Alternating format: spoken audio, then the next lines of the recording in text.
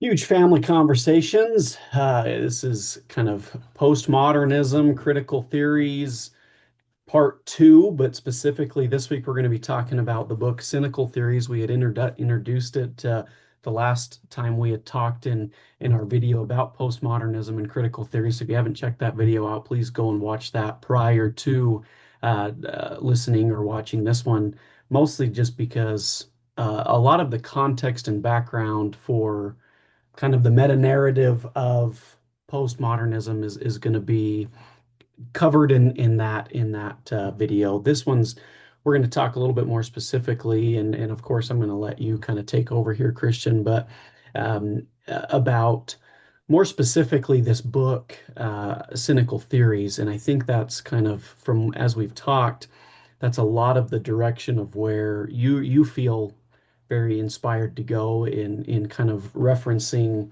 Helen Pluckrose and remind me the other guy's James name. Lindsay. James Lindsay and kind of using some of their material as kind of the source material and diving into it because they do such a wonderful job of kind of articulating some of these things. So I don't want to take more time. Let's just kind of dive into it. If there's anything that I missed that you want to say in an intro, by all means, go right ahead.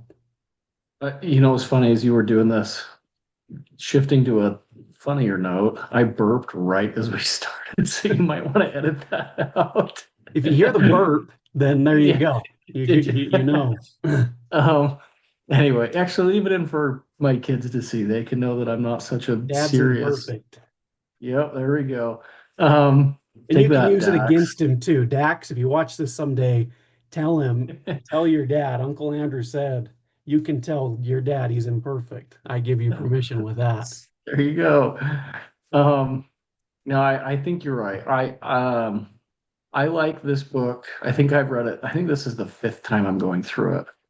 Um, uh, I think these two are very sharp. Um, if I was sitting around being like, why this book? I think it's because there's language out there that I've heard. And, there's some videos that I can point you to that I like to make fun of, but maybe you'll hear someone get called a colonizer.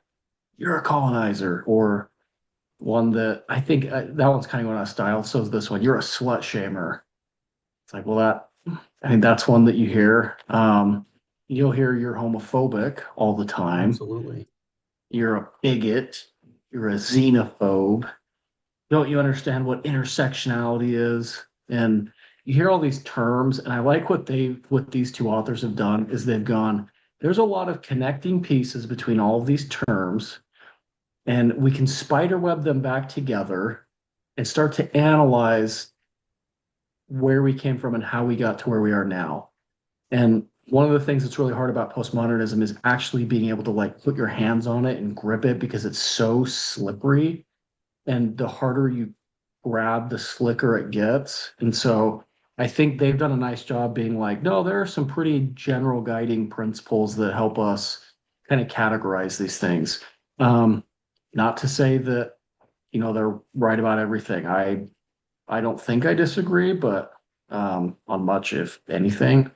But I'm not going to come out and be like, this is the truth and this is what everybody must abide by. I think these guys do a really nice job um, just being able to articulate and contextualize a lot of the stuff that you kind of just hear one-offs of. Um, Maybe you agree with that. Yeah, no, Maybe not. I I think that was a great, especially, as we kind of started this whole process of education, I guess, about kind of the social political things going on in our country. I'm really glad that that was one of the first books we read. And because I think it's kind of a postmodernism for dummies, but it also Yeah, a it's little bit. Yeah, no, that's right. I think so. but I think it also has that higher level stuff, as I've gotten deeper into some of these other books, like the one I'm reading right now, The Rise and Triumph of the Modern Self by, is it Carl Truman? Truman. Um, Jeez. like that's I spend I if I if I had twice the time, I would. reread every paragraph. But Yeah. half the time I find myself going, I didn't get most of what he was saying in that because he sounds like some of the theorists that we study in that Yeah. he's breaking down hard, complex arguments, but in a Yeah. very complex way too. And I know Yeah. that just more as I learn about it, I'm going to understand it better. But that was a good one where it was like, no, I think almost anybody who is trying to grasp in a very basic manner the things that are going on, that's a great one to start with. Um, because I think it's also very well, it doesn't, it to me, it doesn't feel very, it feels very objective. This is kind of what's happening. This is kind of what has happened as we break down the Yeah. It's history. observational. Yes, Yeah. we've tried to even do that, talk about a lot of the history that they put together, Yeah. in that book. And so I think that's right. Yeah. Um, I like it's funny you said it's postmodernism for dummies. When you compare this book against the rise and triumph of the modern self, that when you start to get into stuff like that, it's really complex, and the explanations are also really complex, and it's really hard to follow. I think what I like about starting with postmodernism is you can actually break some of these things down into simpler ideas, not all of it, but where we're going to start today, I think you can really see the patterns that the two authors are talking about. Geez, when you start getting into the stuff Truman's talking about, like, man, you read it and it's like, yeah, that sounds right. And listening to Jordan Peterson, it's like, yeah, that resonates with me. I can't explain why. Right. And that's something Dad and I have talked about for years.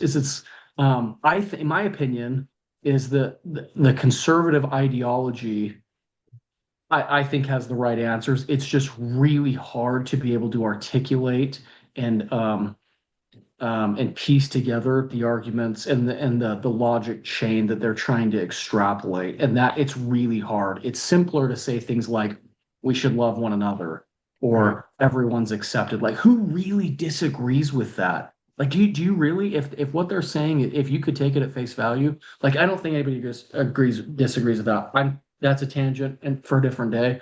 But yeah, anyway, this is a good one. Trying to get us back on track. This is a good Yep. one because you can actually break it down and get to simpler building block. So um, I'm gonna stop and just move Yeah. into it Let's before go I. into it. Yep. Okay. I'm skipping a lot of chapter one because I think what we've talked about in our other discussions is really some of the groundwork, the framework. They articulate a few things maybe a little bit differently, but I think for the most part it overlaps. What I like now moving into the book is it's less postmodernism according to Christian. It's more Sure. like, hey, this is what I think these guys are saying. So I can kind of point the finger a little bit. Um, Everybody, what I've been saying since the first one we did that we've done is read it yourself. Yeah. You need to read it. You need to form your own ideas. You need to be able to be conversant and talk about these things. And if you end up disagreeing with me, be my guest, but at least you've read it and can talk about it rather than just being an ideologue. So that's to anybody that, were considering to, reading this. So they, Pluckrose and Lindsay jump into, we talked about, just a quick recap, we talked about how postmodernism really came to be, the time frame, the big ideas, the talking heads, how it came to the United States and gained popularity. And now what we've seen, well, at least what the authors and what I've seen, from some of the reading, is there became this disconnect in we had Foucault, Derrida, and Lyotard that are all just exceptionally critical of everything: science, liberalism, enlightenment, ideals, objective truth in any capacity. But it finally hit a crossroads when I think logically, if you were to ask yourself, well, if we're proscribing, if we're speaking out against some of these things, if we start to prescribe and tell you what we ought to do, aren't we guilty of doing the thing that we're actually prescribing? And so I think that it's inherently um, conflicting. It's yet circular. Um, and so, what are we supposed to do about it? We can deconstruct anything and everything with the tools, but how do we actually construct anything? How do we prevent ourselves from going into, I mean, complete nihilism where life is pointless, there's no meaning, and we should do nothing about it. What are we supposed to do? Well, if you're going to start telling people what they ought to do, we've shifted the narrative a little bit. So I think we can be critical of that the entire time. I think our time's better spent on what it actually is prescribing, Yeah. um, what you ought to do, the ideals of it. But just I think that is one of the big themes of this book is that we have shifted. We are no longer just radically deconstructing everything.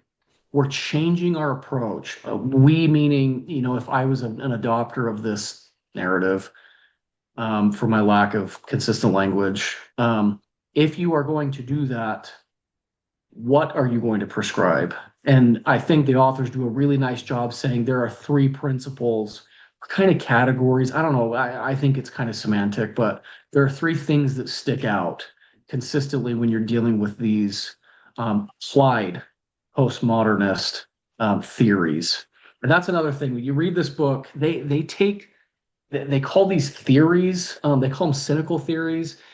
We've talked about previously what theory is and how that was kind of distinct from what postmodernism is. But when you blend these together, I think you get, I, I think theory is a good way of just titling it because I think that is the overarching kind of theme. I think postmodernism kind of collapses into this theory with a capital T, analysis or the deconstructivism or whatever you want to call it. Does that Well, make any sense? yeah, no, and I think maybe, and you could correct me, is that postmodernism is more, I guess, the real philosophy in a sense, maybe that people are using, and what we're now seeing is not just the thinking, it's not just the ideas, it's the actual, as you said, applied movements and Yeah. applied things, and they're different. And so the theories, I think, is more this is the actual action that's being taken by groups of people to impose, or as you kind of said, prescribe these things to implement change. Where I think postmodernism was more this Yeah. kind of idea that was, as we kind of talked about before, was more of a playful thought that Yeah. wasn't really something that was taken and put Yep.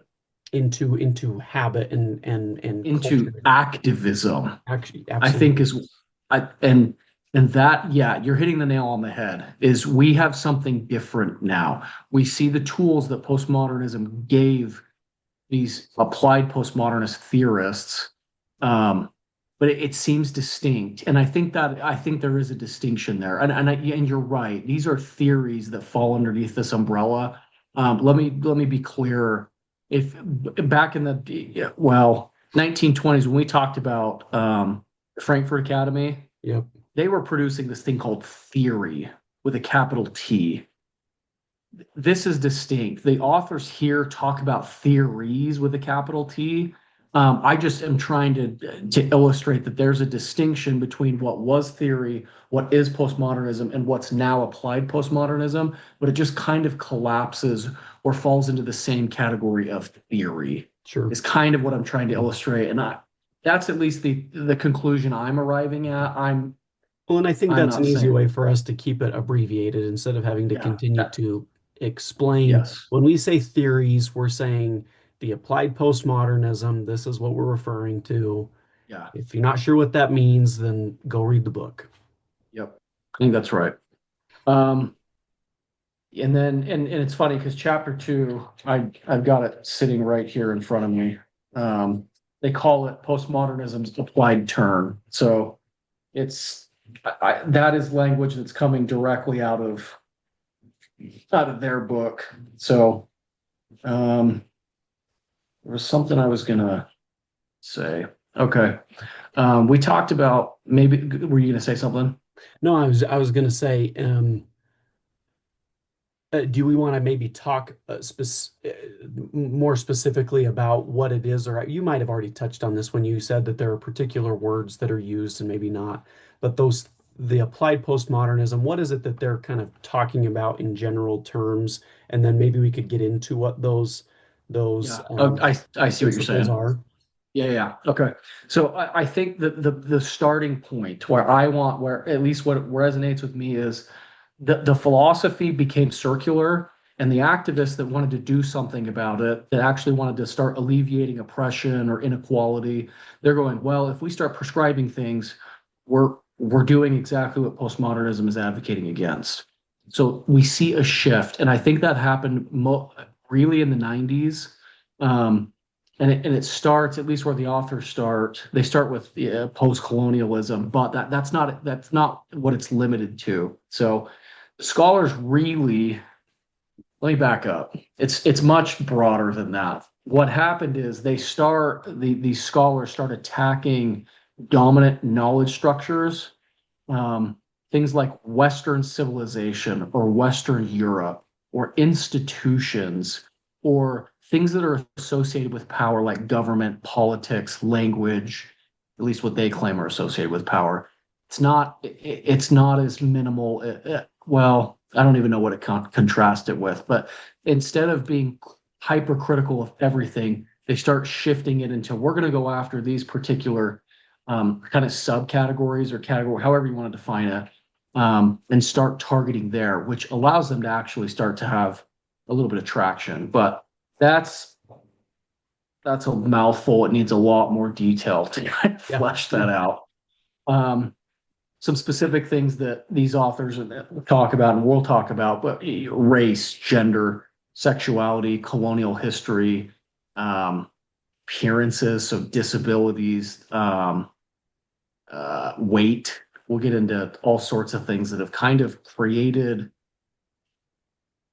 power dynamics between the in and out groups. So that is really, or an a this and them kind of group: Western, Eastern, fat, thin, gay, straight, white, black, etc. So um, I think the authors call them dominant narratives, which allows it to really become politically and socially actionable. And I think there's a reason for that. And again, I think that read the book. They articulate and illustrate this very well. Um, Pluckrose and Lindsay talk about three different, I don't know what they would call them, but I think they call them philosophical moves, Yeah. that allowed, maybe do you remember that being the term? I think it was something like that. I Like that. we Okay. could double check that. I'll write that down to make sure we get I that think right. that's right. Okay.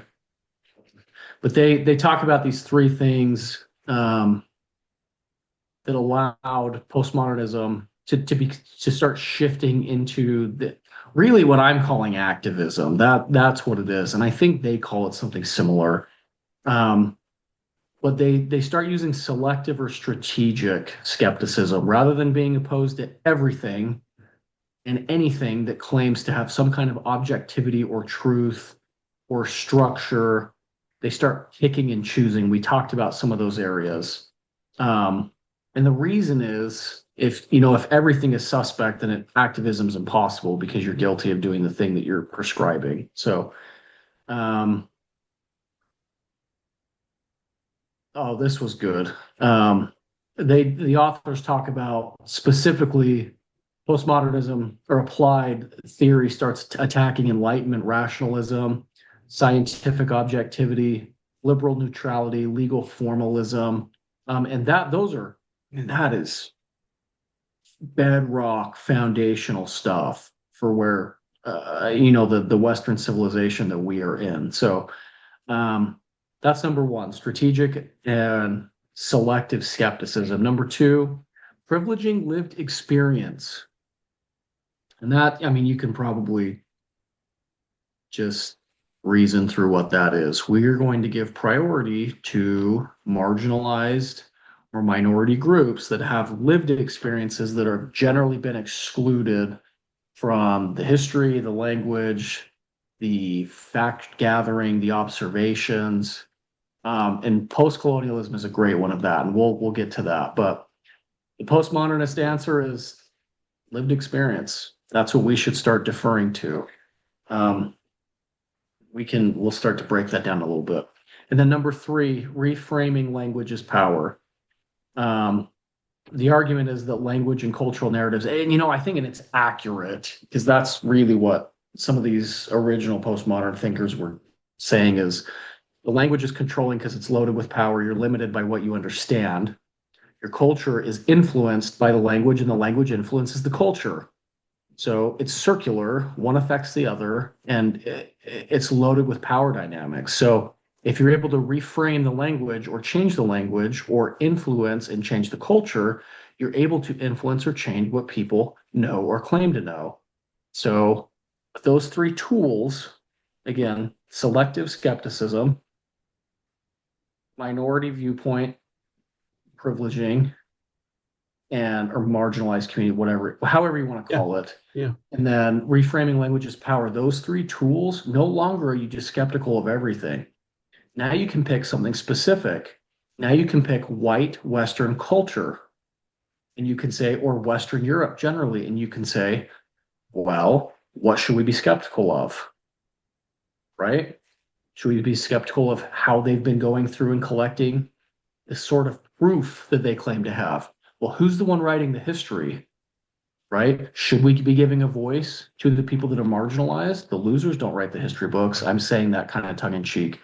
But um, what about the people that have been taken over year after year? What about people that speak multiple languages because they've had several different countries or leaderships, regimes come in and have a heavy influence?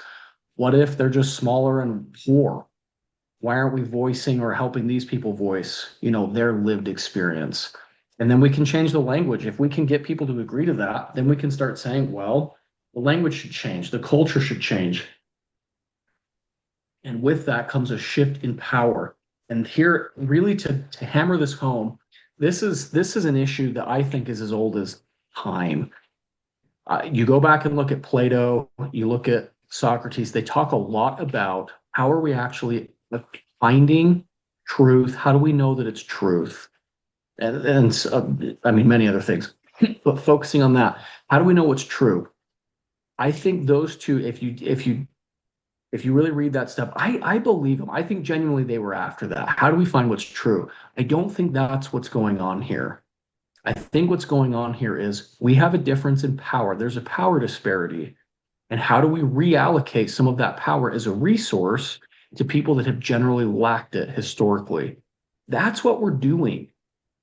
Nothing in here is saying we should try to get to what we believe is the objective truth. We shouldn't have a discourse about it. If you're trying to do that, what's happening is you're trying to use the language and the dominant power structure that you have to influence someone else. And if we're not going to do that, what we're going to do is we're going to treat other people's lived experiences as just as valuable, although they may be wrong. So we have to really ask ourselves, what do we value here?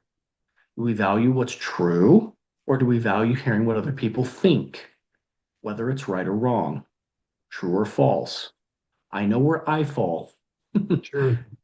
So, but that genuinely, I mean, that is an introspective question. It's what do I value here? What am I really after?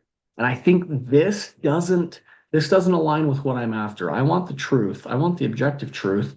And I mean, probably a stereotypical person that they would be, raging against. I mean, Probably. probably.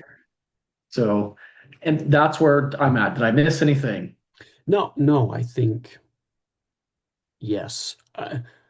To your point, I think there's so many, even just within you said, there's like four different things that I'm like, oh, we should talk more about that. But it's like we're gonna get to that. I know we are. And so it's kind of like, yeah, kind of ride the This is train a why little it's so bit. hard.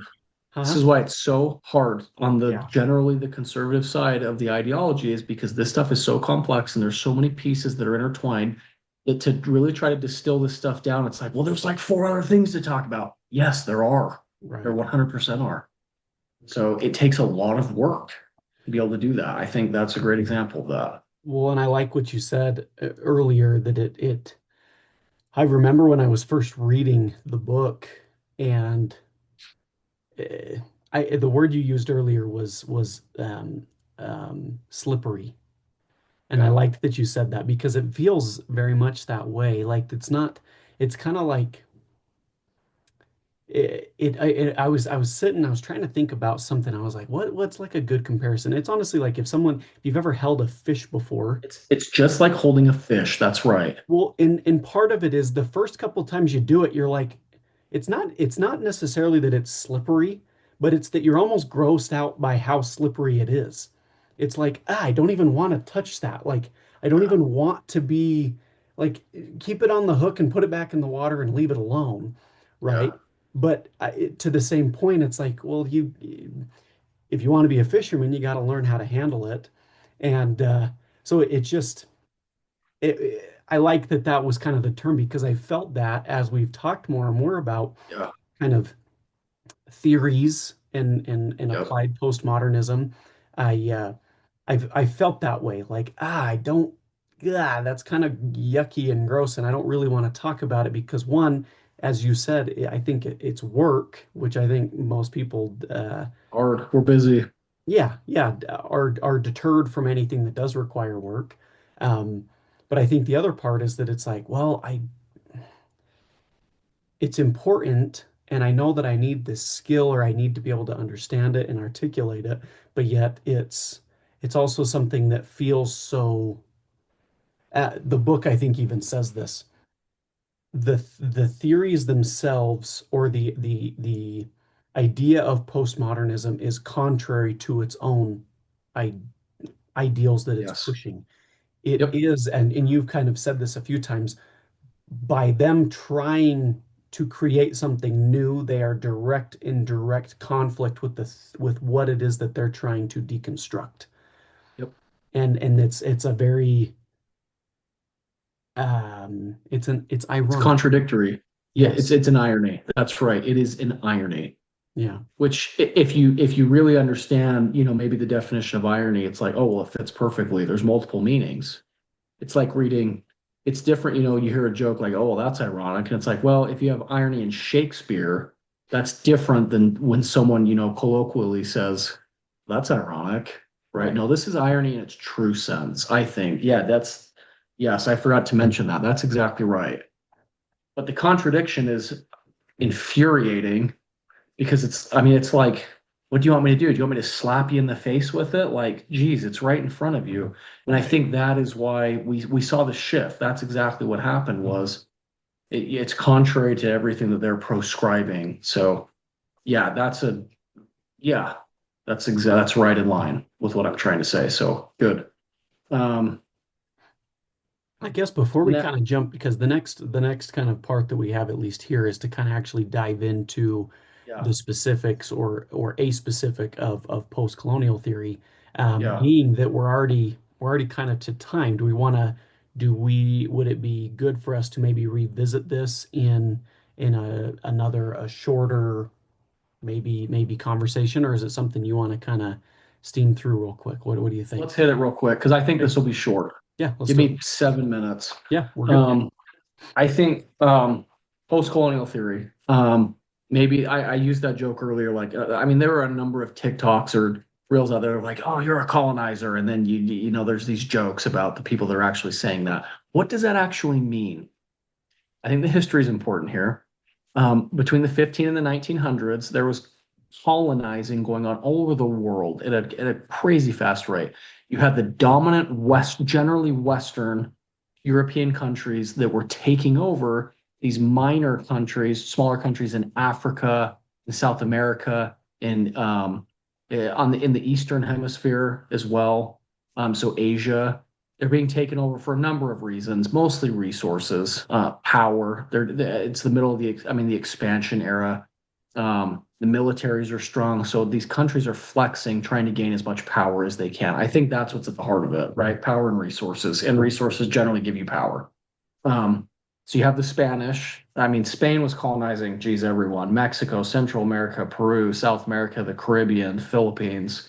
The Portuguese were colonizing Brazil, Angola, Mozambique, India. The British, another legendary colonizer. Yep. India, Pakistan, Bangladesh, New Zealand, Canada, a lot of Africa, Hong Kong. I mean, Africa was a hot spot because there's so many resources that were really just untapped. The French were colonizing Africa, North and West, Southeast Asia, Belgium, the Netherlands, Germany, Italy were all involved as well. Um, and so you look at some of these effects, and I really want to keep those three. Um, what did they? I got to look at the term they used again.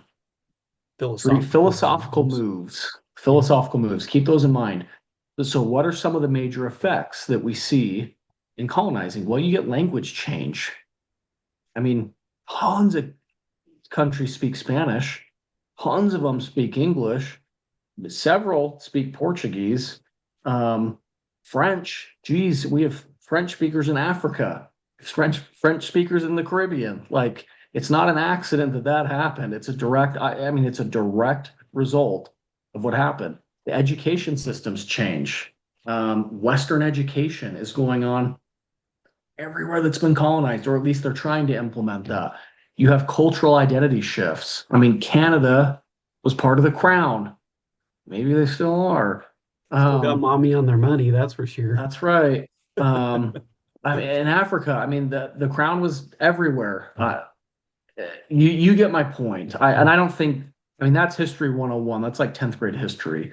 Um, but India, I think, is an interesting example because they start adopting British legal structures. When it's funny, when I was doing my law review assignment, I'm looking for things, and half the time it's pulling up India, like laws of India and research that's going on over there. And I'm like, how is this so connected? Well, duh, it's the British influence. They had it on us, they had it on them. Um, in India, they're doing, I mean, English language education. They have administrative functions and institutions that are very similar. Court system similar, the laws function, at least I think similarly. There's some overlap. So World War II hits, countries gain independence, but scholars begin. Are you with me? Yeah, Did yep, it we're good. flag out? Oh, scholars started asking, what were the results of this? And what we're talking about is really what they're observing. They're asking, how did colonialism shape knowledge? Geez, I heavily probably. How did the cultures, how were they represented as they're being colonized? I mean, there's regimes are coming in and taking over. Well, how did power operate through the narratives? So I think these are the questions that are being asked. And I think right away you could start to see it's like, oh, this kind of smells familiar. Edward Said, very popular, really kind of the one that maybe categorized or legitimized post-colonialism or post-colonial theory. Um, Palestinian American, I think he was born in Jerusalem, taught at Columbia. He was a literature professor. So really focused on the language aspect of this. What happened to these cultures that have now been diminished by the colonizers? What's the result? And so he starts studying and writing about that. Orientalism, I mean, that's his big book. He talks about, these Western European scholars that are taking over in the Eastern Hemisphere.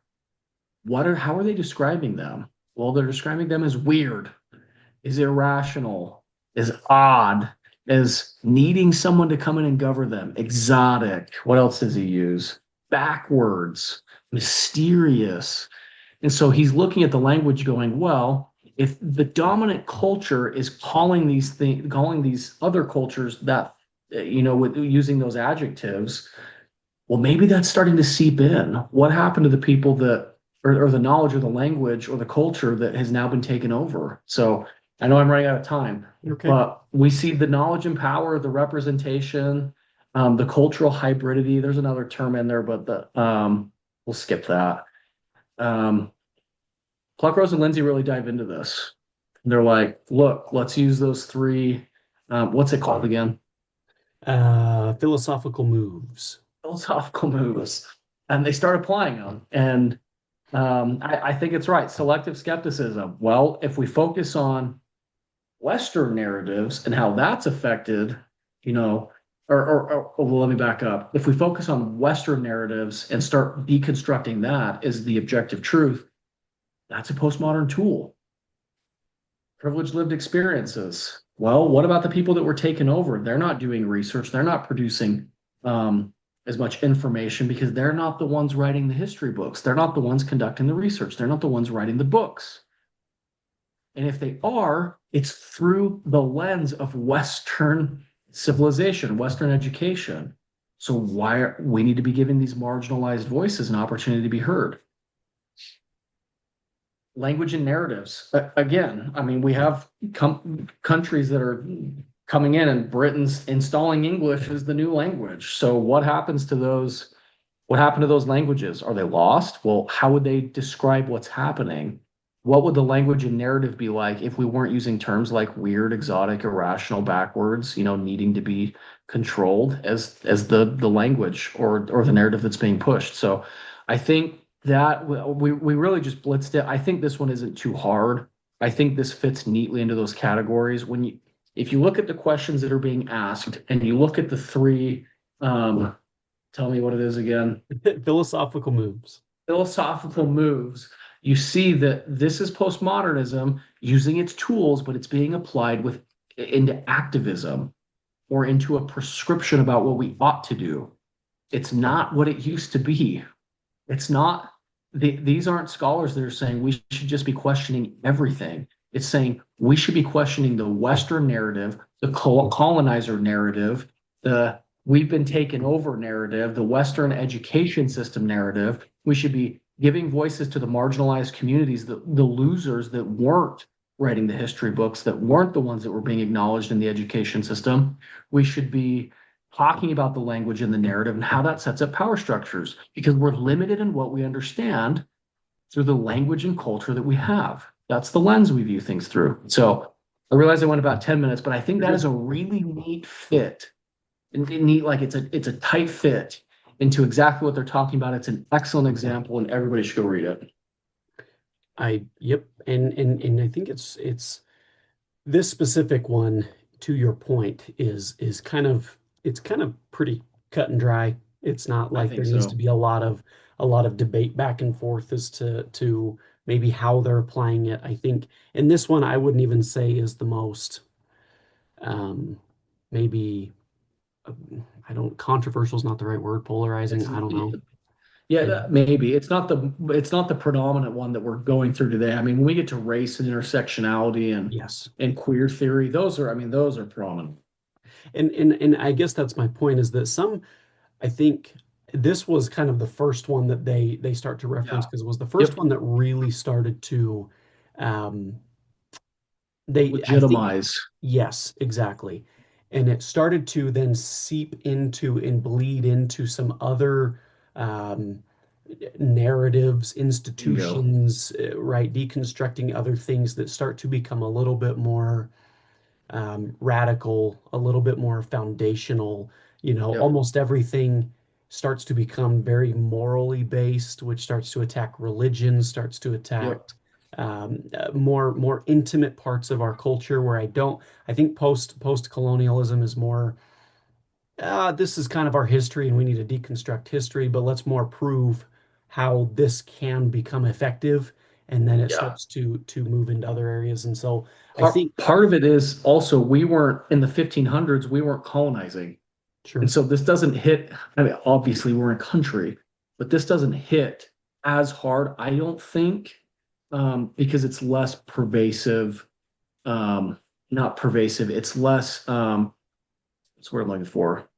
It's not the front of our mind. In Britain and France and Germany, they're probably Absolutely. talking about this a little bit more. It certainly were in the 90s. So um, that's according to me, and that certainly could be false. No, I So think that's a good or a fair assessment. So yeah, I look forward to next week. I look forward to kind of some of the next few that, go into race and sexuality and some of the other buckle more up, buddy. more prominent Buckle up. things. And I think that's again to reiterate your original point. If any of these things don't resonate, don't make we're not explaining it in the best of way, you want to learn some more about it, go read the book, Cynical Theories, Helen Pluckrose, James Lindsay. They are the professionals in this. Go learn from them. They Yeah, absolutely will have greater and deeper and more profound insight than either. Certainly more than me, but I think we both can certainly more agree than me that too. yeah. So, um, any last thoughts? No, I was going to make a plug in, and if some of this stuff really is having a hard time, ask ChatGPT, ask Claude. It'll give you a nice breakdown. I use those tools. I think they're very helpful. Yeah. So that you certainly have tools to make this a much easier read. And just generally to make these concepts more digestible. Seriously don't. I wouldn't get turned off because the language and the concepts are hard. Use a tool to help you. Yeah. Well, until next week.